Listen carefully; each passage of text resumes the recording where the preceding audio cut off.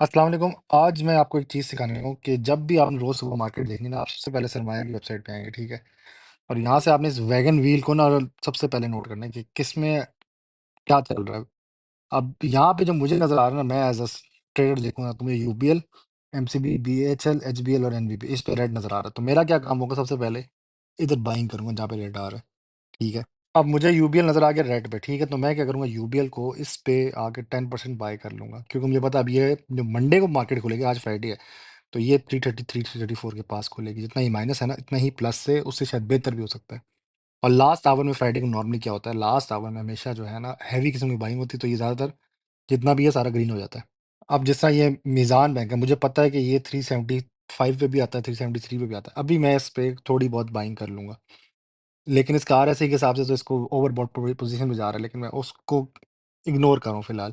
मैं इस पे 10% अपना बाय कर लूँगा और मुझे पता है ये 380 प्लस करके जाएगा अगले दिन, मंडे को जब खुलेगी मार्केट। मैंने ना अपने सब्सक्राइबर्स को बहुत पहले कहा था कि 87 के आसपास ये मिल रहा था, तो इसको बाय कर लेना चाहिए था। ये इधर कहीं मैंने इसको कहा था ये बाय कर लो। 84 तक भी आया था और ये जंग की हालत में 75 तक गया था। ये बेस्ट प्राइस है इसकी बाय करना, लेकिन हम सबसे मिस हुआ। मैंने उसे अपने सब्सक्राइबर्स को स्पेशल कहा था इसको बाय कर लेना, ये तेज़ी दिखाएगा।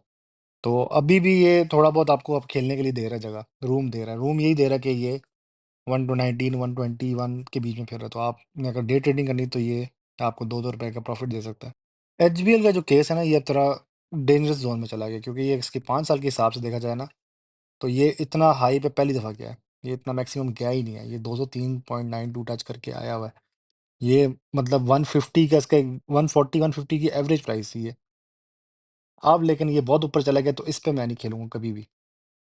अब एक और मैं मज़े की चीज़ बताता हूँ, पीओएल आज फ्राइडे की तारीख में ना ये 600 के पास फिर रहा है, ठीक है? आपको मंडे को मैं कंफर्म बता सकता हूँ ये 595 के आस-पास फिर रहा होगा। तो आपने मंडे को उसको बाय करना है, ठीक है? और आपने ट्यूसडे या वेडनेसडे को सेल करना है 605 या 603 के आस-पास। उससे पता है क्या होगा कि आपका अच्छा खासा प्रॉफ़िट बन सकता है। मतलब ₹8 के बीच में आप अपना प्राइस एक्शन ले सकते हो और प्रॉफ़िट कमा सकते हैं।